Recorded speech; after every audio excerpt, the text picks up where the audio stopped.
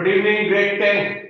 5 marks का एक sure question. उसके पहले ऑब्वियसली लेट्स ट्राई दैट कि 5 मार्क का जो क्वेश्चन आ रहा है 2025, कितने तारीख को पेपर है भाई 10th वालों का? 25 फरवरी। 2 और 5 7 हो गया, तो 7 नंबर का मतलब है नॉलेज बेस्ड क्वेश्चन आएगा। तो इसका 5 नंबर वाला जो क्वेश्चन आ रहा है केमिस्ट्री में से, वो नॉलेज बेस्ड है। उस क्वेश्चन का स्टार्ट ऐसे होगा, an organic compound, an organic compound A whose molecular formula, read out as molecular formula C2H6O।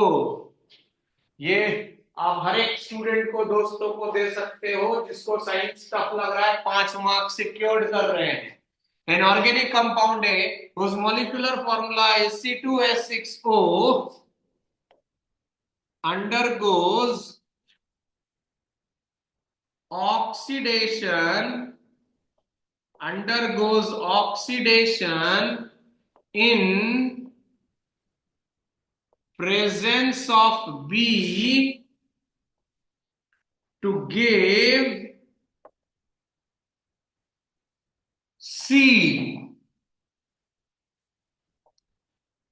Now, when A and C, और इसको और थोड़ा सा हाईलाइट कर दे रहा हूं, undergoes oxidation in presence of, हालांकि ये 10th में नाम नहीं देगा, लेकिन in presence of strong oxidizing agent B to give C. When A and C reacts with each other in presence of an acid, it gives presence of an acid, acid को भी अपन highlight कर देते हैं D से, it gives E and F। एक बार यही hold किया, question क्या पूछेगा इसके बाद, identify A to F with necessary chemical reaction, name of compound formed and जिन का भी रिएक्शन का नाम है, नेम ऑफ रिएक्शन। 99% 2025 का केमिस्ट्री में से ABCD फॉर्मेट आएगा, और जिसने ए पकड़ लिया उसने पूरी जर्नी पकड़ ली। और जैसा हमने आप लोगों को बता रखा है कि मैक्सिमम बच्चा जिसको मेरा मेथड नहीं पता, वो इसका स्ट्रक्चर बनाकर ए को पहचानेगा। अपन को पता है ये मुझे किसका फील दे रहा है, तो I will say alkane. Alkane के साथ जब भी ऑक्सीजन दिख जाए, आप आंख बंद करके पकड़ लेना कि वो 8 बजे के बाद वाला नहीं है। 2025 में बहुत वीडियो वायरल हो रहे हैं जिसमें यंगस्टर्स इथेनॉल ले लेके रोड में गिर रहे हैं। बैंगलोर का वीडियो आ रहा है, केरला का आ रहा है, राजस्थान में भी आ रहा है, फिर एक्सीडेंट भी हो रहा है। तो इसीलिए बहुत बड़ा कोटेशन है कि आज का यूथ, इंडियन यूथ की बात कर रहा हूं, जा कहां रहे। Why the celebration means your downfall, there is no question or there is no answer. So यहां पर लेकिन एक कौन है और ये काम का है, ऐसा नहीं है कि नुकसान है, डिपेंड करता है। तो सार्थक भाई यहां पर ए हो गया, हम इसको तोड़कर लिख लेंगे CH3CH2OH। इस बंदे का नाम, ये बहुत बड़ा विलेन हो रहा है आजकल। एक बार का पॉकेट में पैसा ना हो, लेकिन अगर ये है तो दोस्त बन जाता है। इथेनॉल, इसका रियल लाइफ में यूज है। It is use as a tincture iodine in cough syrup. It is also used as a denatured alcohol. It is also used as an antifreeze. It is also used as a rectified spirit. But यही चीज कि जब concentration percentage जो आपके cough syrup में है उसमें percentage बहुत माइन्यूट सा है, तो दैट डजंट हार्म। लेकिन वही जो विस्की, राइट, हार्ड ड्रिंक जिसे कहते हैं, वहां पर ये 40 से 50% तक चला जाता है। तो आप सोच सकते हो कितना जल्दी अटैक करता है। जो रेगुलर एक्सपोजर है इसके, कहीं ना कहीं है। फिलहाल हमने ए को पहचान लिया। ए पहचानते ही स्ट्रॉन्ग ऑक्सीडाइजिंग एजेंट का नाम आपको याद होना चाहिए, एल्केलाइन KMnO4 और एसिडिफाइड पोटेशियम डाइक्रोमेट। ना यहां से भी मिल गया। जितने कार्बन का दारू होगा ना, ये स्ट्रॉन्ग ऑक्सीडाइजिंग एजेंट है, उतने ही कार्बन का चोंच लगा देना। चोंच, चोंच, पहले ही चोंच लगा दे। तो 2 कार्बन का दारू था, 1 कार्बन यूज हो गया, खत्म। थोड़ी सी प्रैक्टिस, 5 मार्क्स खत्म। ये रहा इथेनॉइक एसिड। इसी को कॉमन नाम में बोला जाता है एसिटिक एसिड। ये आपको सी मिल गया।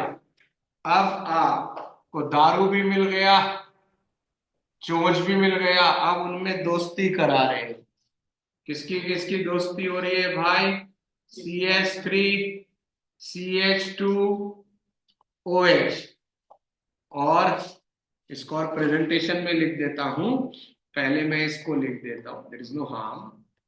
ये, और मैंने जानबूझकर इसको इधर लिख दिया,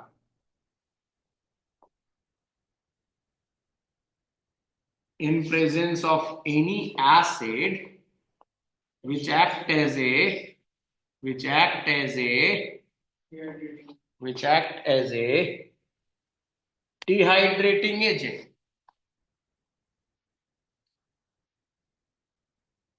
which act as a dehydrating का मतलब होता है पानी।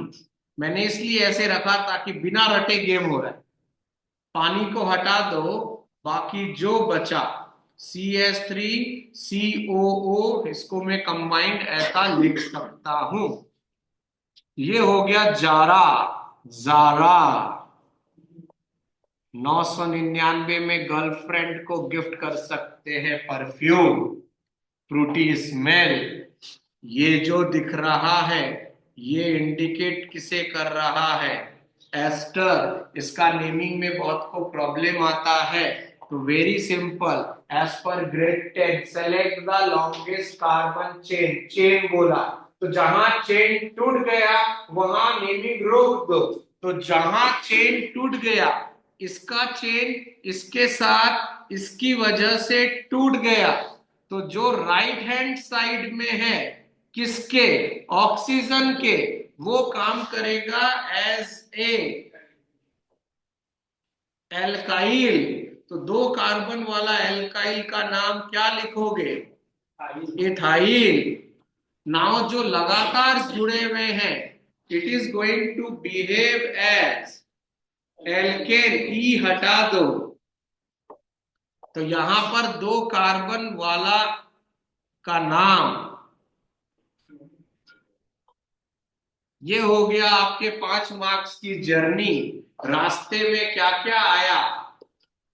तो एक आया एस्टरिफिकेशन और एक आया ऑक्सीडेशन। थोड़ा सा और डेप्थ में अगर टीचर जाएगा तो इसको हमने कौन से नंबर से रिप्रेजेंट अल्फाबेट से किया था। सपोज ये था, सपोज बोला मैंने, तो आगे क्या बोलेगा, when f undergoes alkaline or alkalasis, you can say, when f undergoes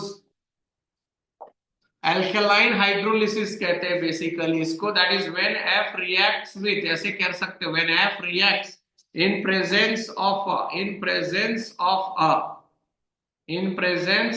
a strong base, इसी को कहते हैं saponification. This is defined as alkaline hydrolysis of ester. That is, अभी जो हमने प्रोडक्ट बनाया इसको हमने एक स्ट्रॉन्ग बेस से पास किया, तो थोड़ा देर पहले पानी निकला था, यहां पर पानी जुड़ेगा तो H दे देना यहां पर, और सिंस Na है तो हम बनाते हैं सोडियम एसीटेट और इस OH को लगा देना यहां पर। इस रिएक्शन का नाम है सैपोनिफिकेशन। तो हमने अल्कोहल से कार्बोक्सिलिक एसिड बनाया। मेरे सिलेबस में माइल्ड ऑक्सीडाइजिंग एजेंट का नाम नहीं है, वरना मैं अल्कोहल से एल्डिहाइड भी बना सकता। स्ट्रॉन्ग ऑक्सीडाइजिंग एजेंट को अगर मैंने अल्कोहल के साथ प्लेस किया तो जितने कार्बन का अल्कोहल था उतने कार्बन का चोंच बनेगा, चोंच कार्बोक्सिलिक एसिड को। उसके बाद जब इन दोनों की दोस्ती कराओगे एसिड के प्रेजेंस में तो डिहाइड्रेशन होता है। इसीलिए कहते हैं जो बहुत ज्यादा अल्कोहल पी जाता है उसके बॉडी से पानी निकल जाता है। इसीलिए अगर कोई बहुत ज्यादा पी लिया है तो उसको लोग नींबू पानी देते हैं, थोड़ा कूल हो। जितने कार्बन का आपके पास अल्कोहल था उतने कार्बन का चोंच बना। अब इन दोनों की अगर आप दोस्ती करा देते हो, in presence of N acid पानी निकल गया, एक फ्रूटी स्मेल कंपाउंड बना जिसे कहा जाता है एस्टर, और इस रिएक्शन को कहा जाता है एस्टरिफिकेशन। अगर आपने इस एस्टर को किसी बेस के साथ प्रेजेंस किया तो जो पानी लॉस हुआ था वो वापस मिलेगा और आपको एक सोडियम सॉल्ट मिल सकता है अगर आपने NaOH लिया है और साथ में ethanol. This is called alkaline hydrolysis of ester and this is called saponification. ये जो हमने अभी जर्नी बनाई 99% ए इथेनॉल होने वाला है। कभी कभी ट्विस्ट करना चाहे तो वो ए को कार्बोक्सिलिक एसिड रख सकता है। क्वेश्चन ऐसे बोल सकता है ए which is one of the ingredient of vinegar also known as glacial acetic acid, when it is formed when an organic compound B undergoes oxidation in presence of C। तो थोड़ा twist किया, अगर दो carbon का चोंच सुनाई दे दिया तो आप बिना झिझके दो कार्बन वाला इथेनॉल को एक्टिव कर दो। इसकी ऑडियो बना लेनी चाहिए ताकि आप इसको रिवाइज करो, because this is one of the 5 marker question for 2025 board exam. I hope if you like this journey, you can subscribe, you can share to the friends. Thank you.